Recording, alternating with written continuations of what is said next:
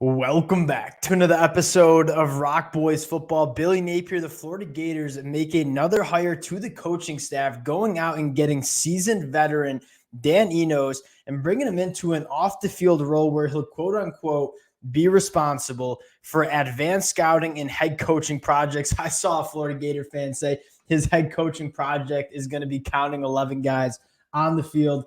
Quality joke. When I first saw this news, this to me made a decent amount of sense. You look at this Florida Gator staff, and one of the first things we said last year was it was a really young staff, and you saw some of that youth and growing pains show up on both sides of the football for the Florida Gators in 2023. What does Billy Napier go out and do? Goes out and brings Ron Roberts, a seasoned defensive-minded coach, to join the defensive staff, and then he goes out and brings in Dan Enos to be a more seasoned offensive mind. And again, he's not coming in to call the plays. I took a peek at the Florida Gator message boards, and we're acting like the world is on fire. And I'm not going to get up here and say Dan Enos is an absolute dynamite home run hire, but there are some qualities that are attractive for Dan Enos. Want to get into those, also address the question marks as well. Before we get into it, as always, just want to say thank you to you guys and a massive shout out to the Florida Gator fans. Y'all know I love talking this program. We just broke down Russ Callaway the other day. Can't thank y'all enough for all the support you guys have shown the boys. If y'all do enjoy the content, consider subscribing to the channel. And more importantly, would love to hear how you guys are feeling about this hire in the comment section. I know there are a lot of varying opinions on this one. Would love to hear it. We'll chop it up in the comment section. Without further ado, let's get into Dan Enos, and let's start with the questions or some of the concerns that the Florida Gator fans have. And I think the first one is epic failure at Arkansas in 2023. That was a weird one off the rep, right? Dan Enos, much more of a pro-style quarterbacks coach, coming in to coach an Arkansas offense that has a guy in KJ Jefferson as quarterback. That marriage kind of seemed a little bit weird from the jump.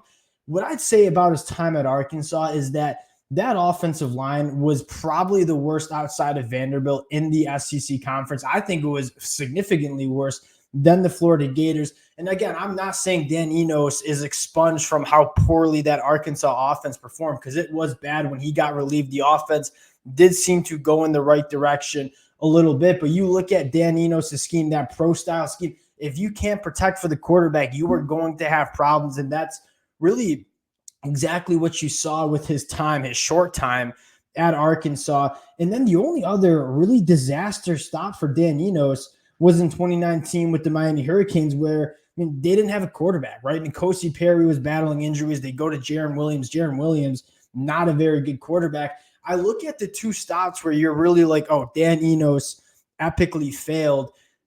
There were some weird fits, but you also see some stops where Dan Enos had a lot of success during his coaching career, right? You go to the 2018 year when he was the Alabama quarterbacks coach. He seemed to get a lot of credit for what he did with Tua Tagovailoa and having one of the highest completion percentage we've ever seen at the college football level. They go 13-0, win a national championship. Dan Enos has had a lot of success working with quarterbacks. He goes to Maryland under Coach Mike Locksley, the OC and quarterbacks coach there, for Tua's little brother Talia. And they set a program record in passing yards and passing touchdowns. There's been stops where Dan Enos has been a successful coach, but there's also those stops where there were some miserable offenses under Dan Enos as well. Here are the two things that jump out at me. One, he's not coming in to be the offensive coordinator, but we were all clamoring for Billy Napier to at least make some moves on the offensive side of the football, and elevating Russ Callaway, bringing in Dan Enos. Those are certainly moves. And at the end of the day, Billy Napier is pushing his chips into the middle of the table. We know if this Florida Gators offense and this Florida Gators team does not clean it up in 2024, Billy Napier is probably not making it through the season, certainly not making it to that 2025 year. And Billy Napier kind of putting a lot of trust in Dan Enos. Another thing that I would note is, as fans, we have very limited knowledge of what's going on in the facilities. And so on the surface level, you might have, a lot of question marks about the Dan Enos hire. There's a reason Dan Enos keeps getting jobs, right? I mean, he's worked for Nick Saban. He's worked for Jim Harbaugh during a short time at Michigan.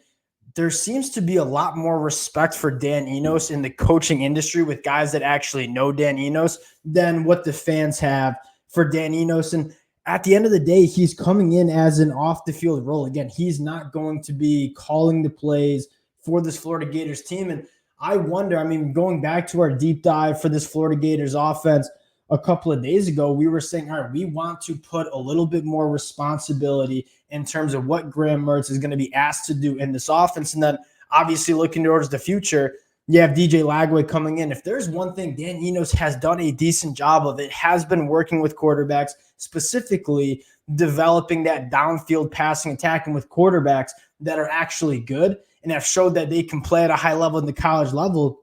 He's been good, right? Tua had a really good season with him. With Talia for 2 years at Maryland, did a phenomenal job with Talia as well. The two times that you saw Dan Enos really struggle as an offensive coordinator and a play caller, it's been with the Miami Hurricanes, who again had a very, very bad quarterback situation, and then the Arkansas Razorbacks, where that one just off the jump didn't really seem like it was going to be a good fit. I'm not as down on this hire. And I'm not, again, I don't want to be like a sunshine pumper here, right? I'm not going to get up here and say, oh, this is a home run hire. This is going to turn around the offense. I don't think it's nearly as bad of a hire as a lot of Florida Gator fans might think. And at the end of the day, you are bringing in a coach that has worked with guys like Nick Saban, has worked with guys like Jim Harbaugh, Mike Locksley, some really good offensive minds. And this is a guy that's been around the block multiple times at multiple different programs with multiple different quarterbacks. This was a Florida Gators coaching staff that was just inexperienced, flat out, right? You look at Billy Napier, an inexperienced head coach. You look at Austin Armstrong, super inexperienced defensive coordinator. You're bringing in a guy that has coached for the last 25 years. He's been around the block. He's bringing some experience, some much needed experience to this Florida Gators coaching staff. Again, to me, it makes sense. And again, I'm not going to try to act like it is a massive hire, but I think it is a solid hire that adds not only, I think, a quality quarterback mind, but more importantly, some much needed experience to this coaching staff. You go back and Dan Enos, the two spots where he miserably failed, I think there were other reasons that he failed other than just Dan Enos not being a good quarterbacks coach, an offensive coordinator. We'll cut it there. Would love to hear what you guys think in the comment section. A lot of different opinions. We'll chop it up in the comment section. Appreciate you guys rocking with the fellas. If y'all do enjoy the content, consider subscribing to the channel, and we'll talk to y'all later.